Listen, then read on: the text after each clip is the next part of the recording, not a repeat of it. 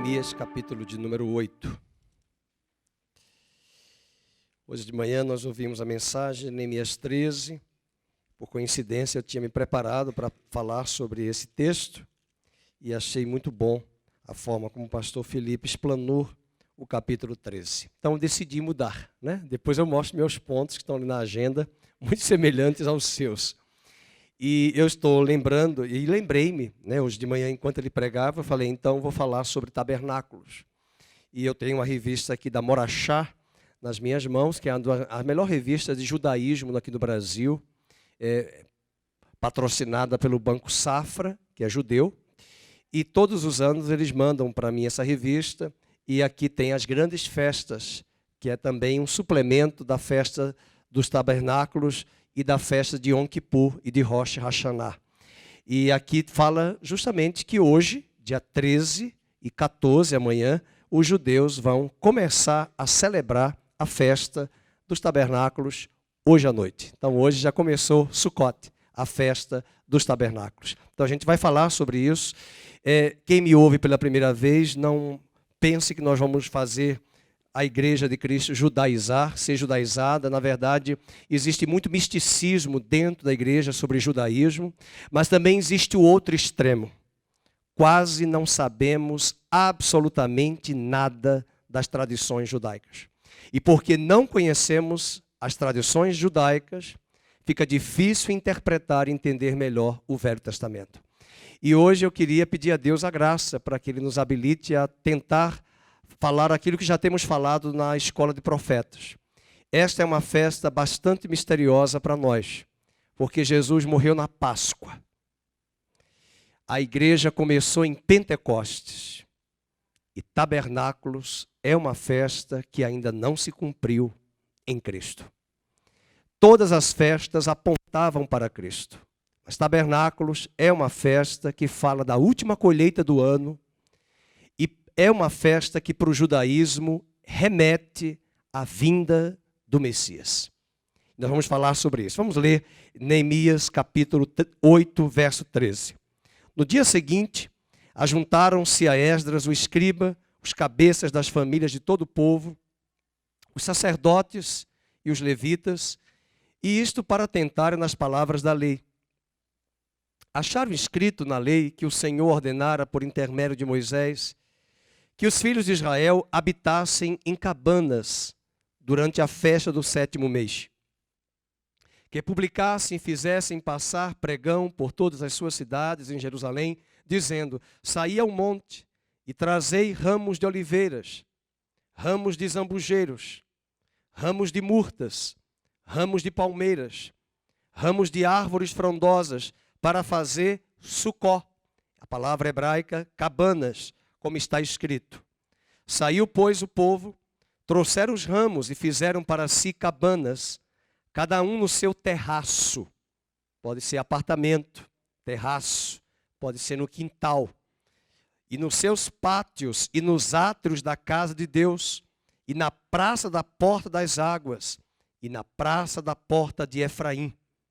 E toda a congregação dos que tinham voltado do cativeiro fez cabanas, e nelas habitou.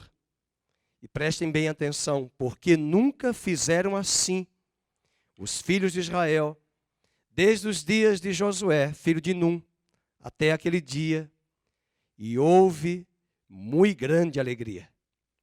Dia após dia, 8 dias de festa, leu Esdras no livro da lei de Deus, desde o primeiro dia até ao último de Sukkot, da festa dos tabernáculos, e celebraram a festa por 7 dias. E no 8º dia, houve uma assembleia solene, segundo o prescrito. Pai querido, nós deixamos o teu livro aberto, sagrado, fala conosco, abre os nossos olhos para que vejamos as maravilhas da tua lei, e saiamos daqui edificados por ela. É o que nós te pedimos, e enquanto nós estamos aqui, voltando à essência da adoração, que és tu, é o Senhor, o nosso alvo, o nosso foco, o nosso amado das nossas almas. Nós queremos te pedir que o Senhor também, concomitante, visite a casa de Israel. Abra os olhos remova as escamas de seus olhos. E neste dia, onde milhares e milhares de cristãos estão ali no deserto do sul de Israel, próximo ao Mar Morto, celebrando a festa dos tabernáculos ao vivo para todas as nações. E quando essa semana ainda o desfile da marcha para as nações, das nações em Jerusalém, que o Senhor faça dessa marcha um movimento intercessório, para que as muralhas que cercam a religiosidade de Israel, elas caiam por terra. E o véu seja removido, e a verdade seja trazida à casa de Israel. E nós daremos a Ti o louvor e a adoração e a gratidão por tão grande redenção, com Teu braço forte que o Senhor fez no passado, tem feito ao longo da história, e fará no presente e no futuro sobre a casa de Israel. Anelamos a promessa de Romanos 11, pois todo Israel será salvo, porque virá de Sião um libertador e apartará de Jacó as iniquidades. Oramos no nome de Jesus. Amém e amém. Você pode sentar. É interessante verificar esta festa e gostaria de convidar você para ir comigo para o capítulo 23 de Deuteronômio. Nós vamos voltar para este livro de Neemias no final, mas vai preciso entender esta festa como uma ordenança de Deus para os judeus. Nós não precisamos celebrar tabernáculos. Nós não somos judeus, nós somos gentios, convertidos a Cristo.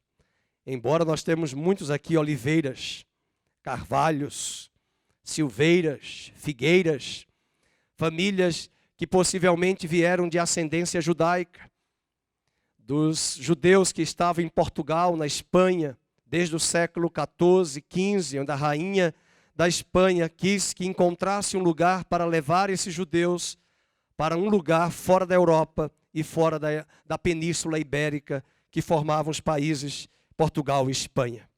Mas a festa de Deuteronômio, no capítulo 23, é uma ordenança de Deus para Israel, e eles celebram esta festa até hoje. No capítulo de número, eu falei 23 Deuteronômio, né? Mas na verdade eu perdoei, é Levítico 23. Eu lembrei do tênis clube, porque eu tenho feito isso lá. Toda vez que eu vou falar Deuteronômio, eu penso em Levítico, vou para Deuteronômio. Perdoe-me, é Levítico 23. Levítico 23, perdoe-me. É que os capítulos também são muito semelhantes, existem o Levítico 16 e Levítico 23 também a nos falar, e Êxodo também 23, falam das festas. Versículo 33 do capítulo 23 de Levítico. É muito particular esse capítulo, porque ele vai falar do Rosh Hashanah, no verso 24, que é a festa do toque das trombetas. O dia chamado pelos judeus do cabeça do ano. Mas também no versículo 27, ele vai falar do Yom Kippur, o dia do perdão. Essa semana mesmo, um irmão da nossa igreja, trabalha em São Paulo, tem plano de saúde lá no Albert Einstein, e ele foi se medicar, porque ele estava doente, estava com pneumonia. E ao chegar lá, ele viu que estava uma correria no hospital, por causa do pôr do sol, para celebrar Yom Kippur, porque o Hospital Albert Einstein é de direção judaica, e eles foram celebrar o jejum mais sagrado, né, que na verdade é um choro, é um dia de pranto, é um dia de recolhimento dos judeus. E eu falei para eles, era o dia do Yom Kippur, comentei com o irmão, e ele disse, eu não sabia. E ele viu em várias portas de todas as enfermarias, os apartamentos, a mezuzá, né, da questão dos judeus que colocam nas suas casas. Mas o versículo 27 fala do Yom Kippur aos 10 deste 7º mês. Então vejam, vamos voltar aqui uma coisa muito importante no livro de Deuteronômio. Eu preciso da ajuda de vocês, de Levítico 23, Deuteronômio. Vocês me corrijam hoje, porque a minha cabeça fica o tempo todo Deuteronômio. Eu gosto muito de Deuteronômio, talvez é por isso que eu fico repetindo o tempo todo Deuteronômio, porque eu acho mais sucinto tudo que está em Deuteronômio, que é a repetição da lei do que está em Êxodo, Levítico e Números. Mas no versículo 27 diz, afligireis a vossa alma. Interessante, a partir do verso 33, não é dia de aflição. Não é dia de choro, é dia de alegria. A festa dos tabernáculos remete-nos a uma festa de celebração, de alegria pela Torá. Mas antes da alegria, vem o dia do despertamento. Antes da alegria, antes da colheita, vem a trombeta. E no verso de número 24 diz, no primeiro dia do 7º mês, tereis descanso solene, será um memorial com sonidos de trombetas. Sabe o que é isso? Rosh Hashanah, toque de trombeta, é um despertar. Guarde isso. Eu quero fazer um link com Joel. No capítulo 23 de Levítico, verso 27, ele vai para o segundo feriado mais sagrado, Yom Kippur, o dia do perdão. Esse era o dia que o sumo sacerdote entrava no Santo dos Santos. Esse era o dia que uma vez por ano o sumo sacerdote entrava. Existe um capítulo no livro, agora sim, eu acho que é Deuteronômio, deixa eu só conferir aqui, lembrar para ninguém perder. Não é Deuteronômio, deixa eu voltar aqui em Levítico, é um capítulo especial do texto da Torá, que fala sobre a importância deles, do sacerdote, deixa eu ver se é o 16, isso mesmo, 16, volta um pouquinho para o 26, o 16, capítulo 16, esse é o dia da expiação, esse é o dia da expiação, capítulo 16, talvez você nunca leu esse texto, eu convido você a ler em casa. Essa semana que passou, os judeus celebraram esse dia. Esse dia é muito sagrado. Esse dia é o feriado mais sagrado no calendário judaico, é o dia do perdão. Eu falei no Tênis Clube terça-feira e eu falo aqui hoje. De onde veio essa ideia de bode expiatório? De onde veio essa ideia de que bode, olha, fulano é o bode expiatório? Eu ouvia muito isso em Pernambuco, em Alagoas. Talvez porque os judeus foram muito presentes ali na nossa colonização aqui no Brasil, quando os portugueses vieram. Bode expiatório, bode expiatório. Mas eu confesso que eu cresci e quando eu cheguei na igreja evangélica é que eu vim aprender o que é bode expiatório. Mas bode expiatório é porque no dia do Yom Kippur, o sacerdote, o sumo sacerdote, levava 2 bodes. Um seria morto e o sangue seria colocado no altar para expiar o pecado do povo. O outro bode expiatório é que nesse dia do Yom Kippur, o sumo sacerdote colocaria as mãos sobre o bode e o pecado do povo de Israel seria transferido para o bode e esse bode seria levado para o deserto. Seria destinado ao deserto como uma forma de Deus mostrar o que está escrito no livro de Miqueias, que Deus lançaria os nossos pecados nas profundezas do mar. E o autor de Hebreus vai fazer um link sobre o dia do Yom Kippur, lá no capítulo 13, dizendo que Jesus sofreu e morreu por nós fora da porta da cidade. Porque ele era o bode expiatório. Na verdade, na cruz, Jesus era o sumo sacerdote, diga amém. Ele era a oferta, ele era o altar, ele era a mesa, ele era o candelabro, ele era o santo dos santos, ele é o ofertante, ele é o sumo sacerdote, ele é o sacerdote, ele é a oferta, ele é tudo. E o autor de Hebreus faz a conexão no capítulo 8, 9 e 10, dizendo que todas estas coisas eram sombras de uma realidade que estaria por vir em Cristo. E Yom Kippur é essa festa importante. Aconteceu agora, quarta-feira, semana passada. 4 dias depois de Yom Kippur, começa a festa dos tabernáculos. Agora preste bem atenção. Versículo 24, volta lá para o capítulo 23, você vai ler em casa o capítulo 16. Você pode ver, ele vai falar do bode, ele vai falar do sumo sacerdote, da oferta, mas volta comigo para o capítulo 23. O verso 24 é a trombeta, despertamento. O verso 27 é o dia do choro. O Moisés escreve dizendo que nesse dia vocês vão afligir a vossa alma. Verso 27. E eu quero perguntar uma coisa. Alguém lembra do livro de Joel que nós estudamos o ano passado? Joel tem 3 capítulos. A mensagem número 1 de Joel é: toque a trombeta em Sião.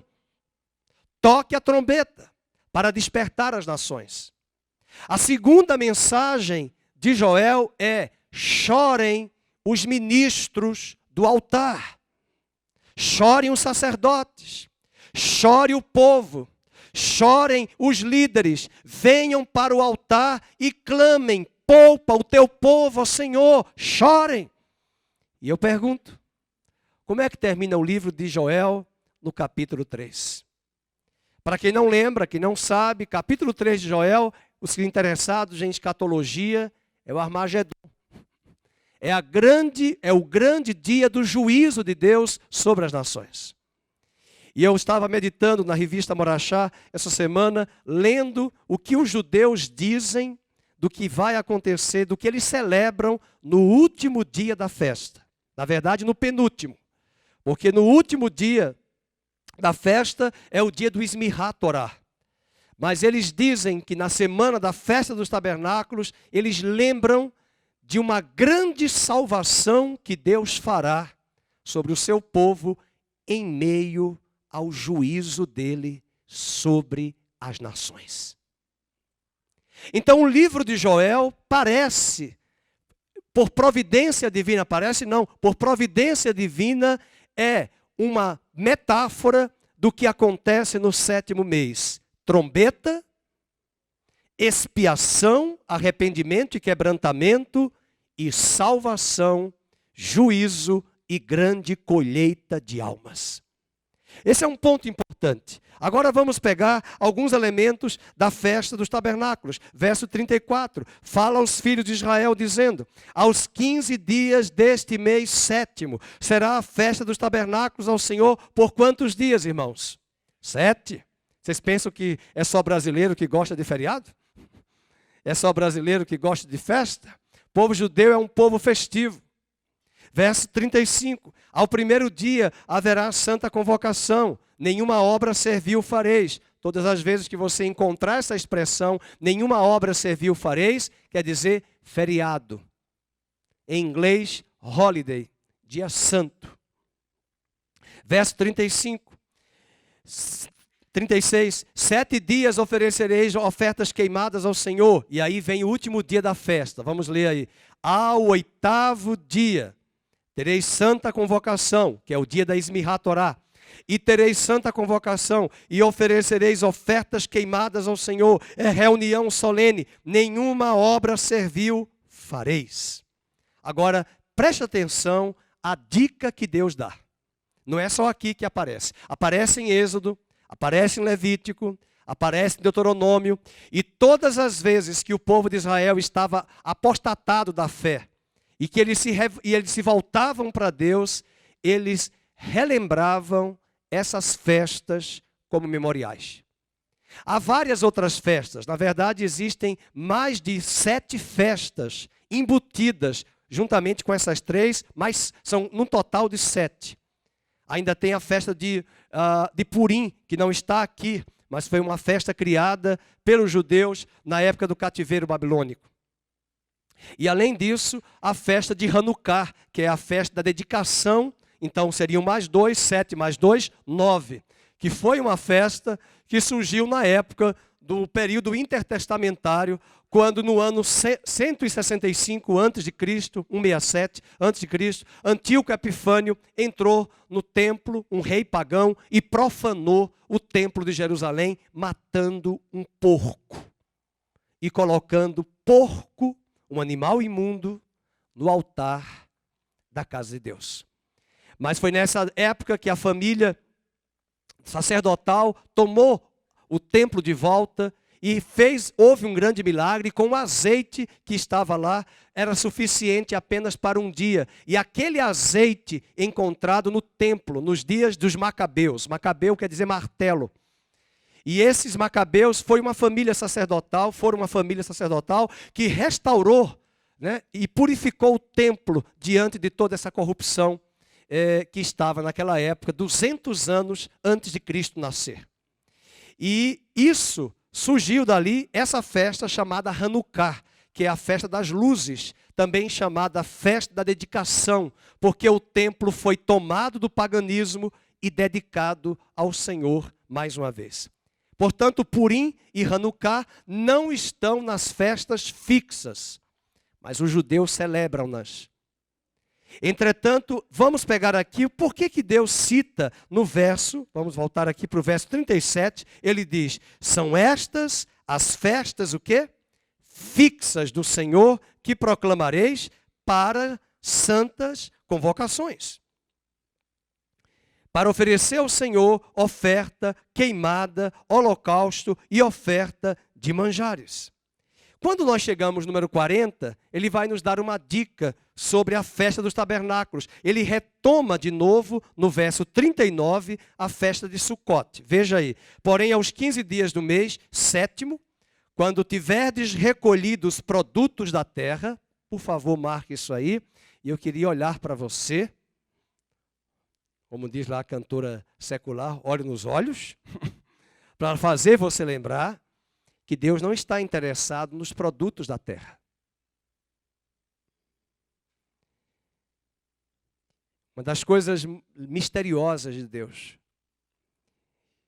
que a gente às vezes, o meu coração fica angustiado, porque muitas pessoas não se interessam em saber isso. Deus colocou a nação de Israel como um sinal, um memorial para as nações da terra. É nessa festa que os judeus faziam nos tempos antigos 70 sacrifícios durante 8 dias em prol das nações gentias. Você vai perguntar para mim, por que 70?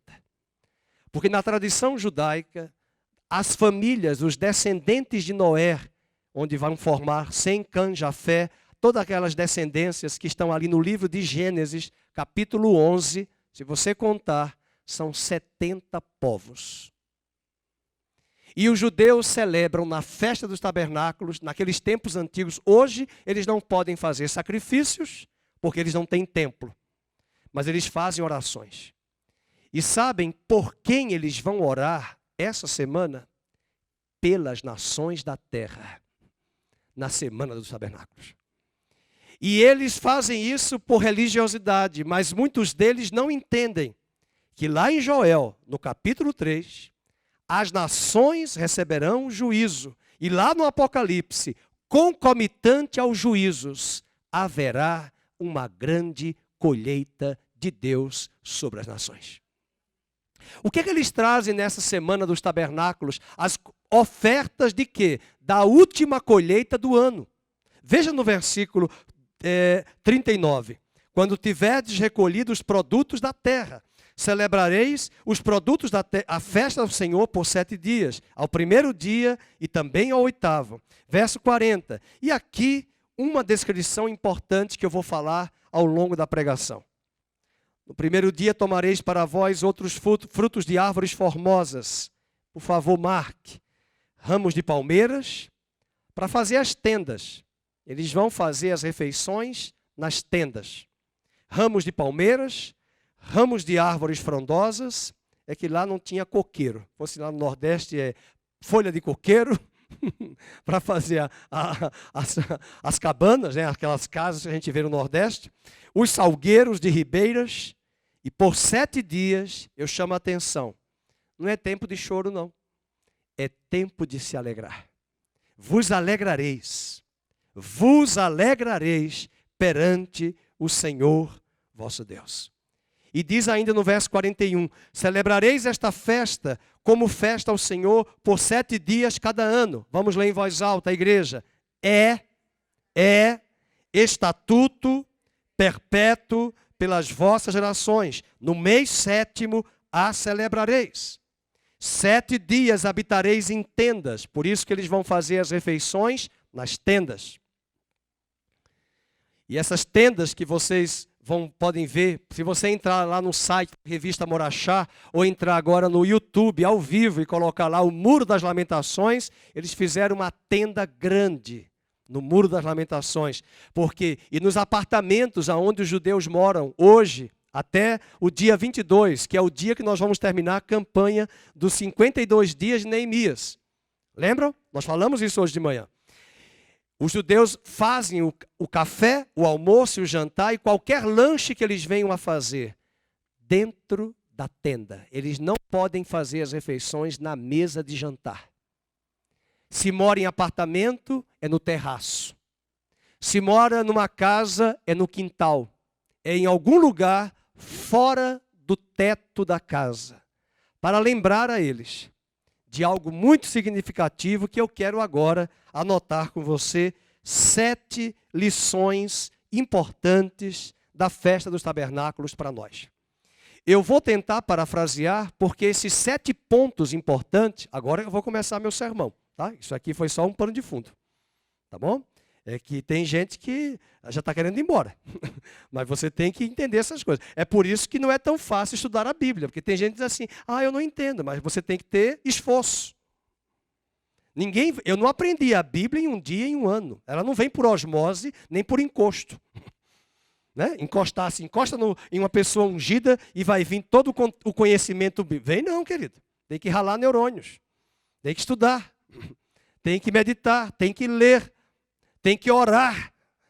Porque quando a gente ora, abre as janelas dos céus e vem a revelação de Deus pelo Espírito, o esclarecimento. Mas ninguém fica só de revelação. Tem que estudar a palavra. Tem que meditar na palavra. Tem que estudar livros históricos. Tem que estudar comentários para buscar o conhecimento. Por isso que os judeus têm a Torá, mas tem o Talmud para explicar, à luz dos rabinos, o que significam aqueles textos. Porque senão fica muito subjetivo, cada um diz o que quer. Eu já fui em uma igreja, não vou citar nome, que está aqui ao vivo, nem é para citar, que é antiético, que eu saí logo do culto, que a pessoa abria a Bíblia, vamos ver o que, que Deus diz. Vamos lá, põe o dedo. E Judas se enforcou. Olha lá, não dá para fazer isso. Ou então é revelação. Alguém tem uma revelação para dar? Alguém tem uma revelação? Chama. Quer dizer, isso mostra a realidade de muitas igrejas evangélicas. E aí os anos passam e nós não sabemos. Só se a gente for aprender isso no Mobral, lá no céu, quando chegar. Porque a gente não quer aprender. A gente quer receitas prontas. Nós queremos receitas prontas. Nós queremos rezas fortes. Mas nós não queremos a palavra de Deus, estudada, meditada. Vamos aprender, e eu quero trazer o primeiro ponto. A primeira lição de tabernáculos para os judeus, para eles, e eu quero trazer para nós, é que esse mundo que nós vivemos é a nossa residência temporária. Sabe por quê? Porque Sukkot, C-U-C-O-T, é o nome da festa. Agora, S-U-C-O, Sukkot, quer dizer morada, cabana, morada temporária. É uma tenda.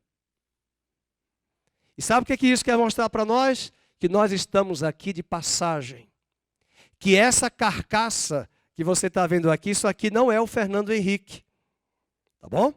Você está reclamando do seu corpo, é gordinho, é magrinho, é demais. Eu também tinha preconceito comigo mesmo de magreza, tanta magreza. Quando a gente foi estudar anatomia, os irmãos, os meus colegas diziam, vamos estudar anatomia no corpo do Fernando. A caixa torácica. Né? Mas, na verdade, Sukkot é para lembrar que essa casa que nós estamos aqui, essa morada, é temporária. E o apóstolo Pedro diz na segunda carta de que um dia esse tabernáculo terrestre será revestido de um corpo glorificado. Que a nossa verdadeira morada não é a terrestre, é a celeste. E os judeus lembram nesta festa das tendas que eles fizeram no deserto para mostrar para eles que a realidade deles não era ficar eternamente no deserto. Deus tinha para eles, Deuteronômio 12, eu escolherei um lugar para vocês. E esse lugar era Jerusalém. Ninguém diz amém, Jesus.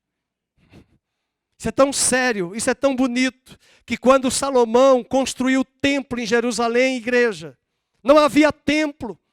Os judeus adoravam a Deus em tendas. Era uma tenda, a tenda do tabernáculo de Moisés, no deserto. Monta, desmonta, monta, desmonta, monta, desmonta. Quem pensou em construir uma casa foi Davi.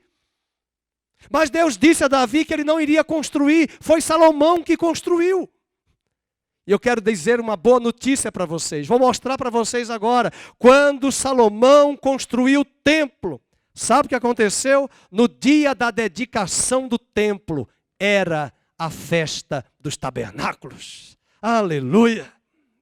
Isso mostra algo muito visível para nós, que possivelmente a festa dos tabernáculos esteja ligada à parúzia, à vinda do Senhor, porque Salomão estabeleceu um reinado onde houve paz sobre as nações da terra e em Jerusalém. Abra sua Bíblia no livro de Reis. Abra comigo no segundo livro de Reis. Aliás, primeiro livro de Reis, capítulo 8. Primeiro livro de Reis, segundo não, é primeiro. Um pouco antes lá de Crônicas. Primeiro livro de Reis. Salomão vai celebrar o Senhor, o templo, consagrar o templo ao Senhor. Ele traz o templo, para o templo, a arca, no capítulo 8. E no versículo 22 ele vai orar. É aquela oração mais longa da Bíblia. Se você pegar o verso 22 até o verso 53, Salomão está em oração. Eu falei na semana passada, uma das orações mais longas da Bíblia é essa. E ele ora. Quando ele termina de orar, a palavra de Deus vai nos mostrar aqui no versículo de número 62, do capítulo 8. E o rei e todo Israel com ele ofereceram sacrifícios diante do Senhor. E ofereceu Salomão em sacrifício pacífico, o que apresentou ao Senhor 22.000 bois e 120.000 ovelhas. Assim o rei e todos os filhos de Israel consagraram a casa do Senhor. Lembrando que essas ofertas pacíficas, essas carnes podiam ser comidas. Então eles celebraram e comeram. Porque oferta pacífica você pode comer, oferta pelo pecado não, mas oferta pacífica, oferta de celebração, de gratidão, você pode comer. Falo isso porque tem crente que olha, meu Deus, tanto carneiro. Esquece o carneiro, irmão, vamos para tabernáculos. Versículo 64. No mesmo dia consagrou o rei o meio do átrio que estava diante da casa do Senhor, porquanto ali preparara os holocaustos e as ofertas com a gordura dos sacrifícios. Olha aí a palavra-chave, pacíficos, não é ofertas pelo pecado. Porque o altar de bronze que estava diante do Senhor era muito pequeno para nele caberem os holocaustos. Agora vamos ler em voz alta o 65. Foi no dia que ele consagrou o templo. E no mesmo tempo, celebrou Salomão também a festa dos tabernáculos e todo Israel com ele, uma grande congregação, desde a entrada de Ramate até o rio do Egito, perante o Senhor nosso Deus. Quantos dias? Por 7 dias, além dos primeiros 7, a saber 14. Esse foi dose dupla. Acho que alguém deve ter dito lá, por que parou? Parou por quê? Queremos mais. E foi mais 7. É a festa da alegria. No versículo 66 diz, no 8º dia desta festa, dia de Esmirrat Torá, da alegria da lei, despediu o povo e eles abençoaram o rei. Vocês podem perceber que essa festa está ligada a uma palavra importante, alegria. E eu não vim para um velório hoje à noite, eu vou dizer de novo. É a festa da alegria. A alegria. Enquanto você está aqui, essa praça aí está lotada. Estão celebrando aí 40 anos de uma emissora. Então, muita gente ali na praça. Em alegria da carne. Nós estamos aqui reunidos em torno daquele que nos tirou do lamaçal do pecado, que nos lavou, que nos redimiu com seu braço forte, que nos justificou, que nos batizou com o Espírito Santo, que nos levantou, que nos vai conduzir à terra da plenitude, que constituiu-nos como igreja, nos fez nação santa, povo eleito, propriedade exclusiva de Deus. Alegrai-vos, outra vez eu vos digo, alegrai-vos, a alegria do Senhor é a nossa força. Será que nós precisamos trazer uma banda para estimular a igreja, para pular e celebrar? Vamos celebrar o Senhor porque Ele é a nossa alegria. Mas diz o texto que eles celebraram, versículo 66, e então se foram para onde? Leiam aí, as suas tendas, alegres e de coração contente. Uma palavra que eu só vejo no Nordeste. Está contente? Aqui é feliz. No Nordeste é está contente? Está contente? Por isso que eu acho que por isso que os judeus foram para lá, para Pernambuco, né? Na mesma terra. Depois se separou Alagoas de Pernambuco, mas era tudo uma coisa só. Estavam lá. Aprendi a usar essa palavrinha, contente, por causa de todo o bem que o Senhor fizera a Davi, seu servo. Então, olha que dica interessante, que mistério. Salomão dedica o templo a Deus na festa dos tabernáculos. Eu acho que a alegria não foi muito maior, porque você ainda não fez uma sinapse neuronal teológica. Eu vou ajudar essa sinapse. Quem foi o rei que governou antes de Salomão? Quem foi? Davi foi rei de quê? De guerra ou de paz? O que Davi fez? Ele matou e expulsou da terra todos os inimigos de Israel.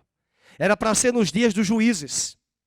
O livro de Juízes era para aquela geração ter expulso todos os inimigos da terra de Canaã. Eles não expulsaram, eles deixaram. Sabe quem expulsa? Sabe quem delimita as fronteiras? Davi. Mas eu quero dizer hoje à noite, Jesus já veio na primeira vinda. E a vida de Davi aponta para a primeira vinda de Jesus. Porque foi lá na cruz do Calvário que ele destruiu os nossos inimigos, os nossos adversários. Mas o seu reino vai ser substituído por um governante chamado Salomão. E Salomão significa filho da paz. E quando o Senhor Jesus voltar na segunda vinda, o reinado de Salomão aponta para nós que haverá paz sobre toda a terra e sobre todas as nações haverá paz. E foi no dia que Salomão dedicou o templo que as nações, escrito lá no livro de Reis, muitas nações subiram a Jerusalém para ouvir as grandezas de Deus. E foi no dia que ele consagrou o templo, que ele celebrou Sukkot, a festa dos tabernáculos. Segunda lição que nós aprendemos aqui. A primeira é que o mundo é a nossa residência temporária, é Sukkah. Agora vamos, eu falei Sukkot, é Sukkah, só para corrigir, né? Número 2, o segundo ponto dessa festa é que os judeus, lembram lá que eu falei dos galhos, das palmeiras, dos salgueiros? É muito interessante, eu estive numa época em Israel, na festa dos tabernáculos. Eu vi com os meus olhos. Os judeus saem, cada família, cada judeu, desde os menores aos maiores, eles saem na mão, segurando as folhas de... E aqui tem uns nomes que eu vou trazer em hebraico. São 3 galhos de murta, 2 ramos de salgueiro, um ramo de palmeira, que eles chamam de lulav, e um sidra, que eles chamam de etrog, em hebraico. E eles colocam em suas mãos e vão para o Muro das Lamentações celebrar, fazendo movimento para 6 cantos, norte, sul, leste e oeste, e mais outros 2 direções, se movimentando para todas as nações. E a figura que os judeus dizem acerca de trazer a murta, a palmeira, o salgueiro, o lulav, o etrog, que é um sidra, um fruto amarelo, tipo quase um nosso limão, eles trazem isso e dizem, aqui estão os diversos tipos de judeus. E esses judeus, todos juntos, compõem o povo de Deus. Em Sukkot, a festa dos tabernáculos, eles querem dizer, essa semana é a semana que nós devemos lembrar da nossa unidade, de estarmos mais juntos como povo de Deus.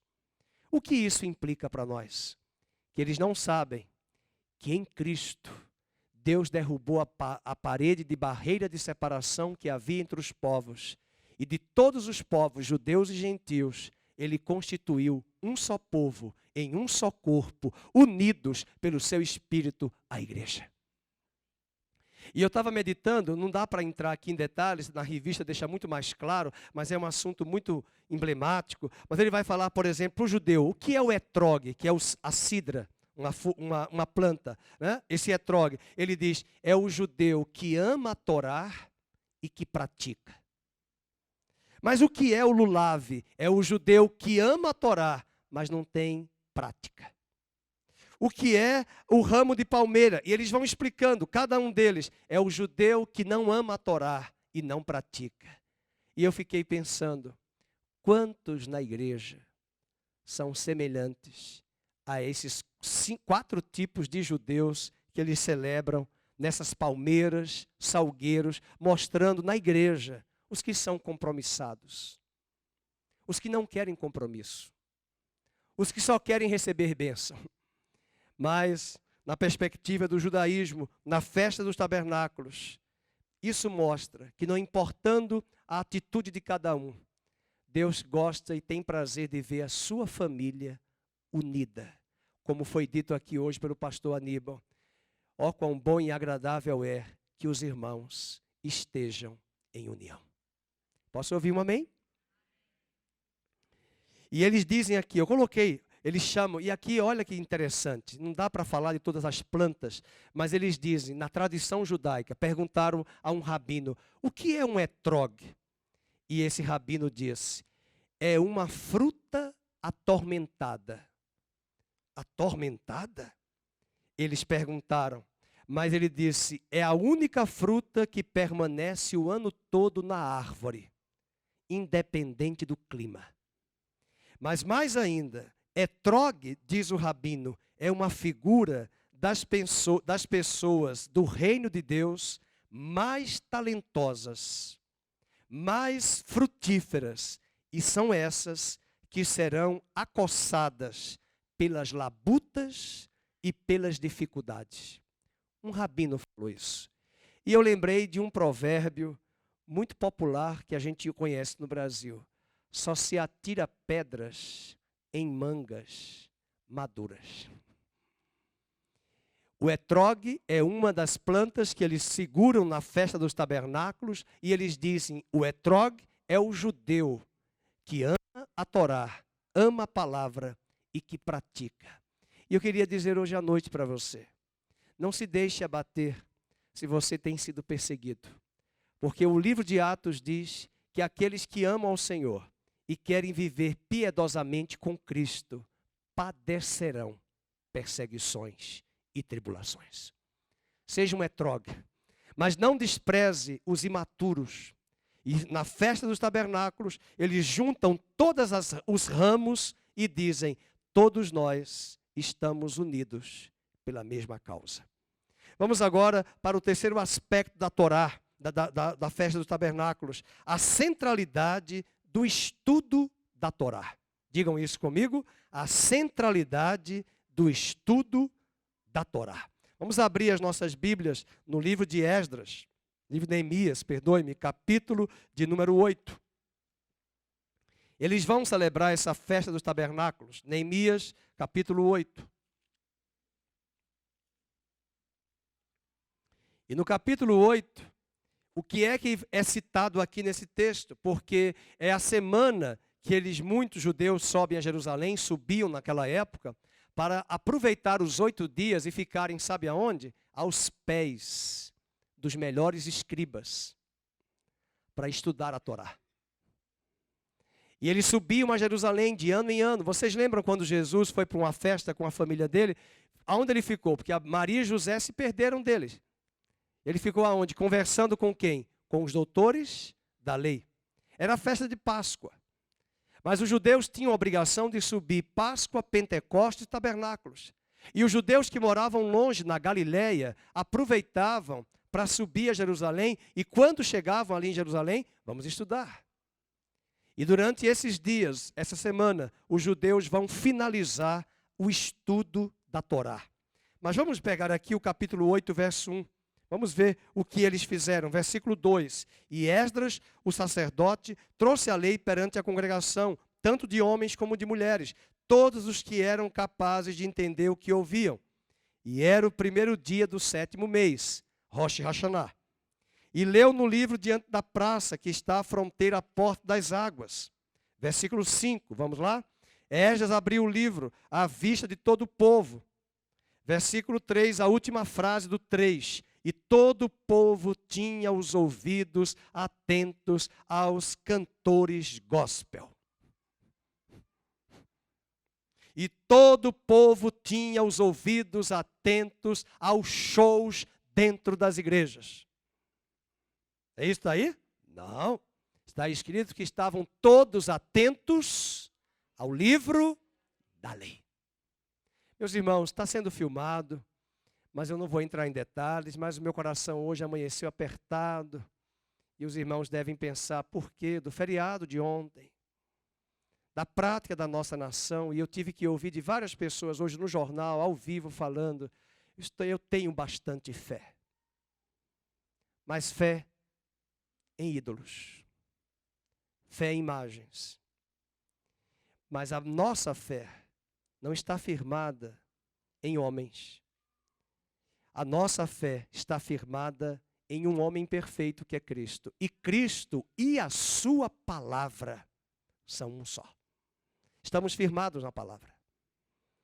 E é triste ver no dia de hoje tantas pessoas, ontem e hoje, alguns dos nossos políticos foram a Roma para a canonização de uma mulher piedosa, uma mulher que eu posso dizer que foi santa, mas que nós não podemos encontrar respaldo bíblico de atribuir algo a ela, um poder mediador que ela não tem. E tudo isso mostra a nossa pobreza e ausência de conhecimento das Escrituras Sagradas, que possam nortear a igreja, a dar referência e balizamento para mostrar aonde está a base da nossa fé. Imagina, por exemplo, falar de um assunto como esse, temos tantas doutrinas para falar, e muitas das pessoas aí fora, e até dentro das igrejas evangélicas, não dão respeito ao horário mais importante do culto, que é a exposição e a pregação das Escrituras Sagradas. Eu já estive em igrejas que na hora que o pastor começa a pregar, é um ir e voltar no banheiro várias vezes e tomar água. Isso é uma falta de respeito à palavra de Deus. E o capítulo 8 diz ainda que Esdras, versículo 5, abriu o livro. E ele vai mandar levitas, versículo 7, para ensinar o povo na lei. E o povo estava no seu lugar. Versículo 8, e eles leram no livro, na lei de Deus, clamando claramente, dando explicações de maneira que entendessem o que se lia. E eu estou aqui me esforçando para que você entenda.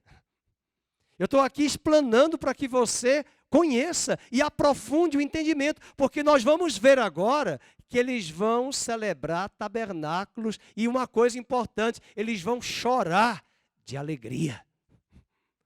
E na medida que eles começam a estudar, verso 9, Neemias, que era o governador, e Esdras, o escriba, e os levitas que ensinavam todo o povo, lhe disseram, vamos ler em voz alta, este dia é consagrado ao Senhor vosso Deus, pelo que não pranteeis, nem choreis. Vamos? Porque todo o povo chorava, ouvindo as palavras da lei, e disse-lhes mais, ide comei carnes gordas, tomai bebidas doces, enviai porções aos que não têm nada preparado para si. Vamos? É consagrado nosso Senhor, portanto não vos entristeçais, porque a alegria do Senhor é a vossa força. E os levitas fizeram calar todo o povo, dizendo, calai-vos, porque este dia é santo, e não estejais o quê? Contristados. E todo o povo se foi a comer. Olha só como é lindo. Quando o povo entende, quando o povo de Deus vem para um culto e entende a palavra, e a palavra muda a sua vida, você vai sair daqui diferente. Você não vai sair da mesma forma.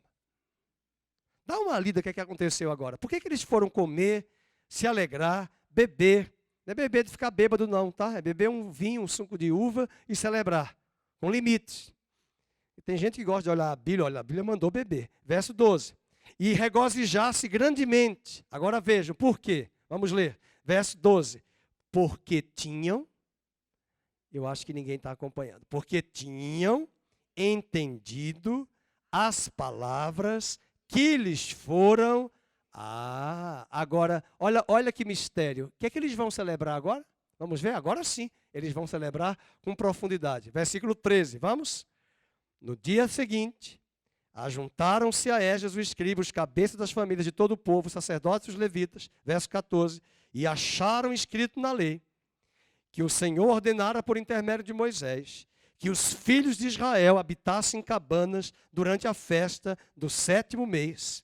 E versículo 16, e saiu, pois, o povo, trouxeram os ramos, fizeram para si cabanas, cada um no seu terraço e nos seus pátios e nos átrios da casa de Deus. Versículo 17, e toda a congregação dos que tinham voltado do cativeiro fez cabanas e nelas habitou. O que é que fez na cabana?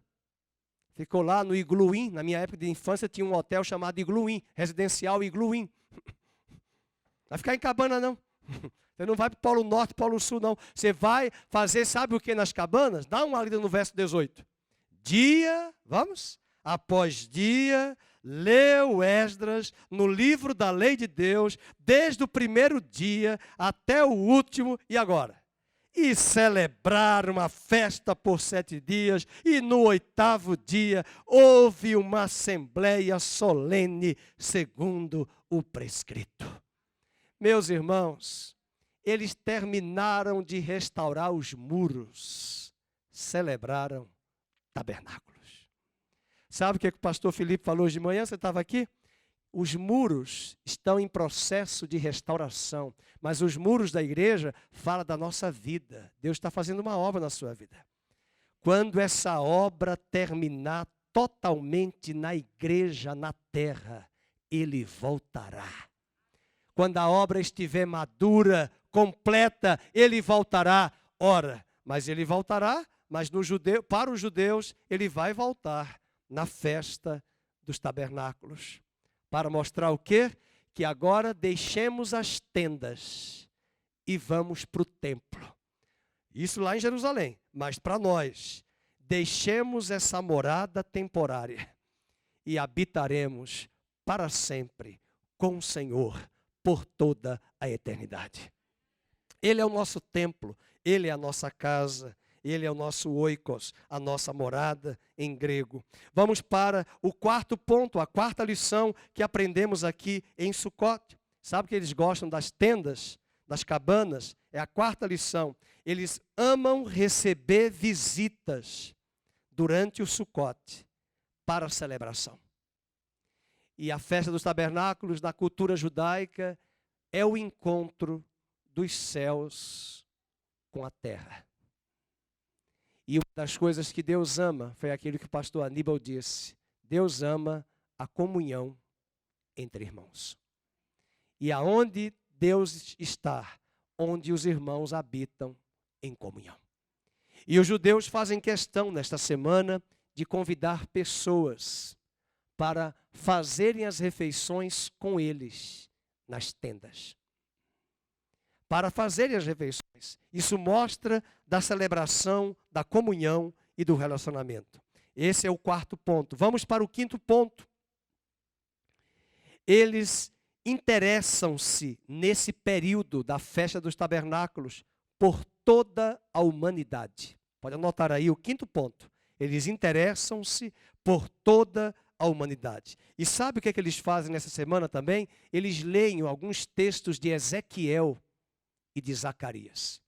E essa semana, eles vão ler um texto de Zacarias, que eu quero ler com você, Zacarias 14, 17. Se você não encontrou, o Rogério vai colocar para nós aí na tela, Zacarias 14, 17. Quem já nos ouve há muito tempo, sabe que esse texto é apocalíptico, e eu quero mostrar para vocês o que Zacarias nos diz, e é um texto que fala da volta do Senhor Jesus.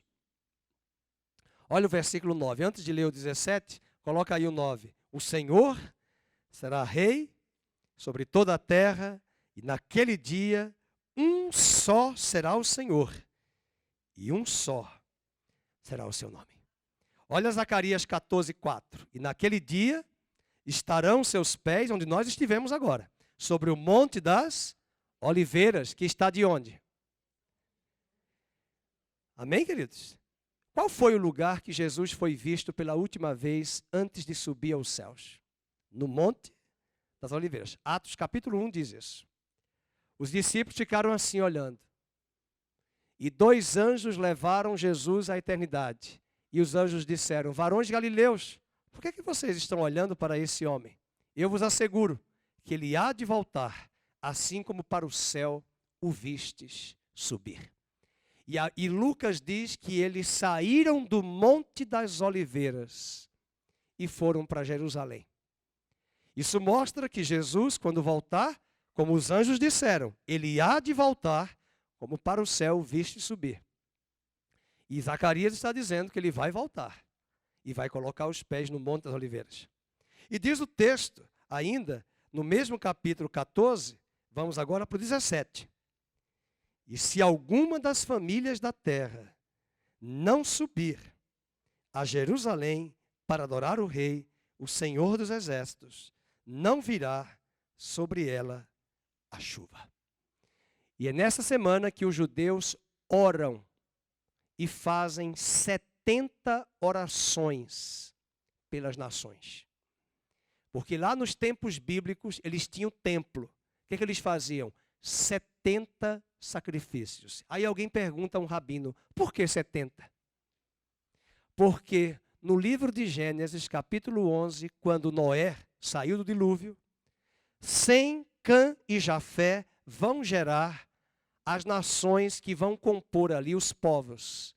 E na tradição judaica são 70.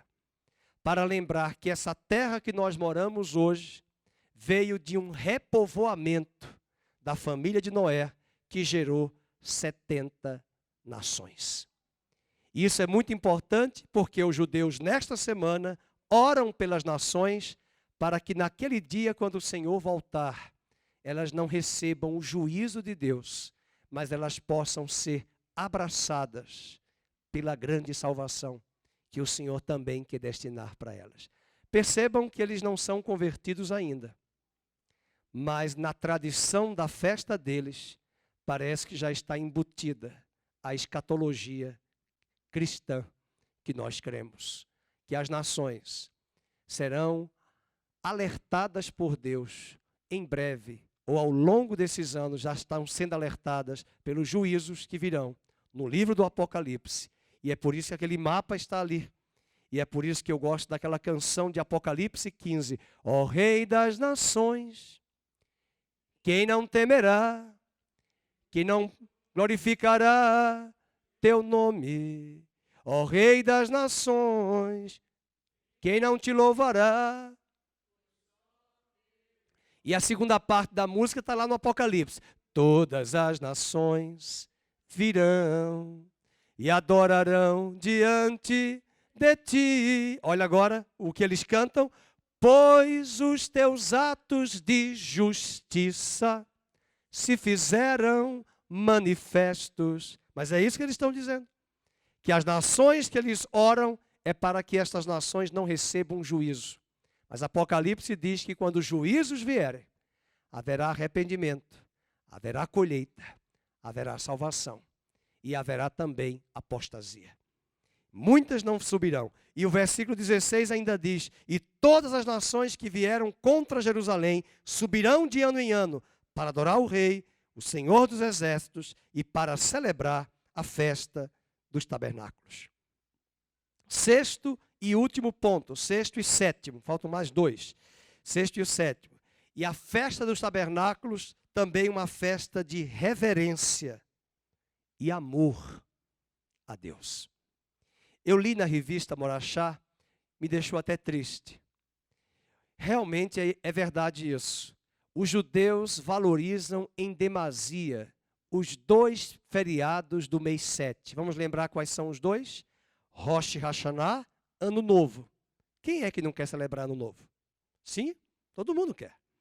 Depois o feriado Yom Kippur. Mas Yom Kippur, os judeus tremem por esse dia. Porque é nesse dia do Yom Kippur que eles esperam que Deus escreva o nome deles no livro da vida por mais um ano. A maioria dos judeus, diz o autor da revista, a maioria dos judeus só vão até Yom Kippur. Não querem celebrar com afinco e ir à sinagoga celebrar Sukkot. E aí ele pergunta: a festa dos tabernáculos é ou não é uma festa para lembrar o amor e a alegria nossa pela Torá? E na hora que eu li isso, eu pensei, parece que não é diferente na igreja. Queremos a celebração, queremos o perdão, queremos a bênção de Deus, mas não queremos amá-lo com toda a nossa força, com todo o nosso coração, com toda a nossa intensidade. E o Rosh Hashanah e Yom Kippur para os judeus, eles param ali. E a maioria não celebra com afinco tabernáculos. Isso mostra que nessa festa é para também lembrá-los que mais do que reverência, Deus quer amor deles para com Ele. A sétima e última lição é a importância da humildade. Naquele dia, o Senhor fará juízo sobre a terra e nós precisamos ser humildes e nos quebrantar, segundo a tradição judaica, e buscar esse caráter tão nobre, a humildade de Cristo na nossa vida, para que naquele dia sejamos achados parecidos com o Messias e não tomados e engodados pelo orgulho, pela soberba e pela presunção. Mas eu finalizo com um texto de João, capítulo 7. Jesus foi convidado para a festa dos tabernáculos. Vamos comigo para João, capítulo 7 de João. Pastor Nário vai chegar aqui no teclado. E nós vamos cantar a música. Estou voltando à essência da adoração. Se puder colocar a letra. Depois eu vou pedir a ajuda da Marisa e da pastora Amar para nós cantarmos. Vamos para João 7. João 7. Jesus foi convidado para participar desta festa. Capítulo 7, verso de número 2. Ora, a festa dos judeus, chamada de festa dos tabernáculos, estava próxima. Dirigiram-se, pois, a ele os seus irmãos e lhe disseram: deixa este lugar e vai para a Judeia, para que também os teus discípulos vejam as obras que fazes. Porque ninguém há que procure ser conhecido em público e, contudo, realize os seus feitos em oculto. Se fazes estas coisas, manifesta-te ao mundo, pois nem mesmo seus irmãos criam nele.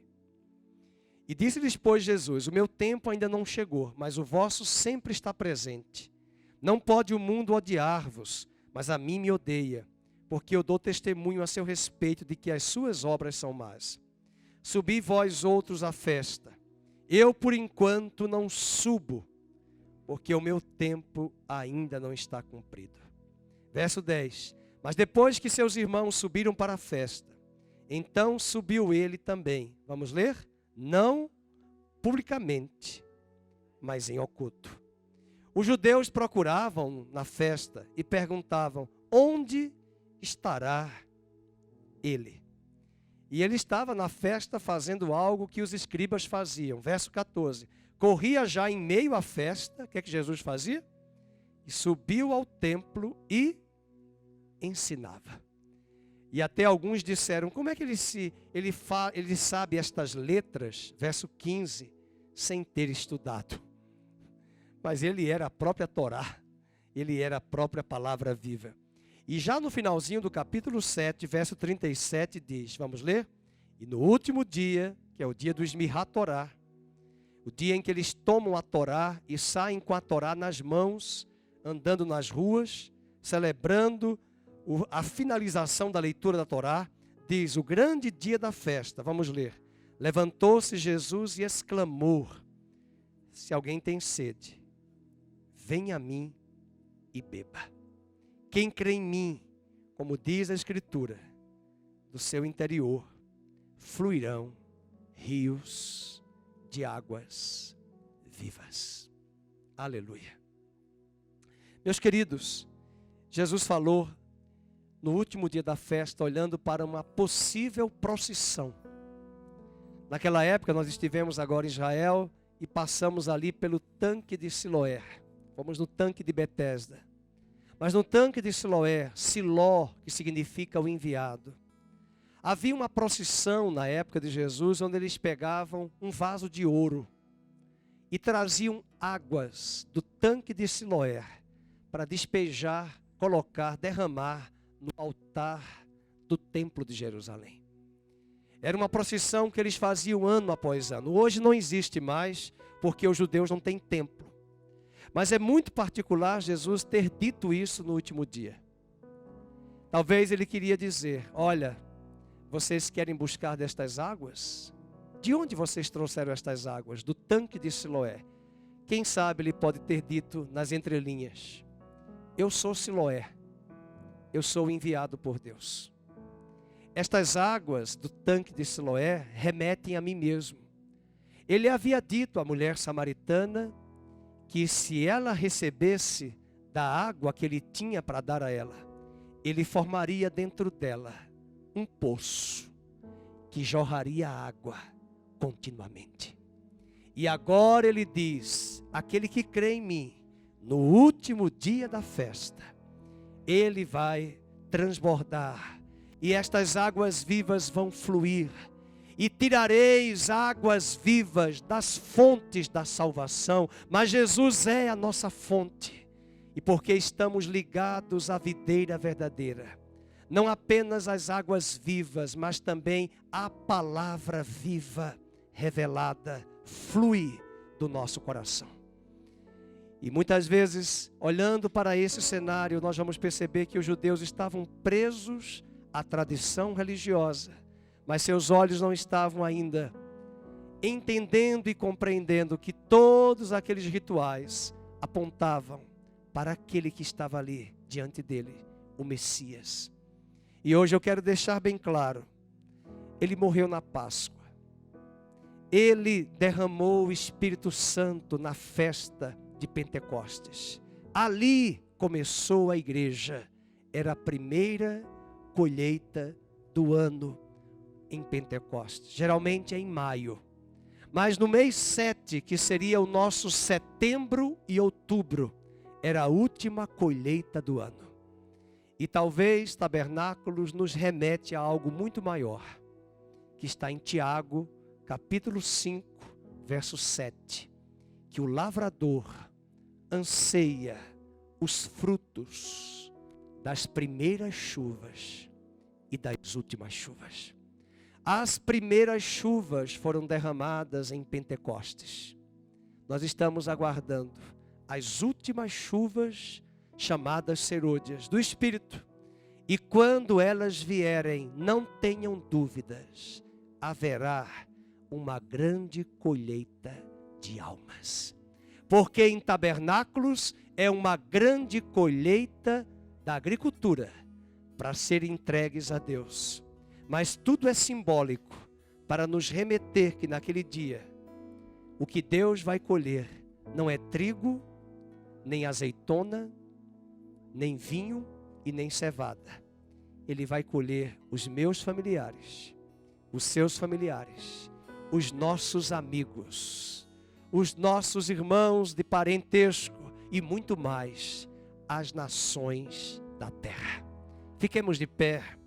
Vamos celebrar a festa dos tabernáculos cantando esta canção. Senhor, eu estou voltando para Ti, para a essência da adoração, que é a nossa alegria, que é a minha alegria. Quando a música esmorece e o resto desaparece, simplesmente a Ti me chego, anelando oferecer algo de valor para abençoar Teu coração. mais que uma canção eu te darei, pois apenas uma canção não é o que queres de mim. Mais profundo busca, Senhor, mais profundo busca, Senhor, do que os olhos podem ver. Queres meu coração? Estou voltando à essência da adoração, e a essência és tu, a essência és tu, Jesus. Oh, me perdoa pelo que eu fiz dela, mas a essência és tu, a essência és tu, Jesus. A capela. Estou voltando à essência da adoração, e a essência és tu, a essência és tu, Jesus. Oh, me perdoa pelo que eu fiz dela, quando a essência és tu, a essência és tu, Jesus. Estou voltando à essência da adoração, e a essência és tu, a essência és tu, Jesus. Oh, me perdoa pelo que eu fiz dela, quando a essência és tu, a essência és tu, Jesus. Glória a Deus. Bata palmas ao Senhor. Senhor, nós queremos te render graças. Hoje é o dia de alegria, dia de festa, é o dia de nos alegrarmos pela tua palavra, pela tua Torá, pela palavra viva que é Cristo. Celebramos hoje esta festa juntamente com o teu povo.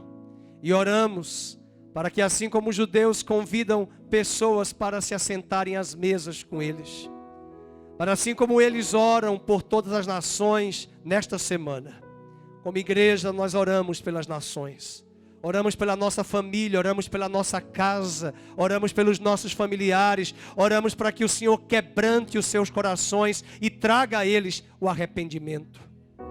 Nós oramos para que eles encontrem essa verdadeira alegria, que eles possam vir a Jesus e tirar das fontes da salvação dele mesmo as águas vivas, cristalinas, que purificarão as suas almas, lavarão as suas mentes e corações, e eles encontrarão sentido e plenitude para as suas vidas. Ó Senhor, nesta noite nós nos unimos ao povo de Israel ali na terra de Israel. Que o Senhor abra os seus olhos e também traz à igreja brasileira esse retorno à alegria da lei, à alegria da Torá. E a alegria pela lei virá quando nós voltarmos para a verdadeira essência da adoração. E a essência da adoração és tu, Senhor.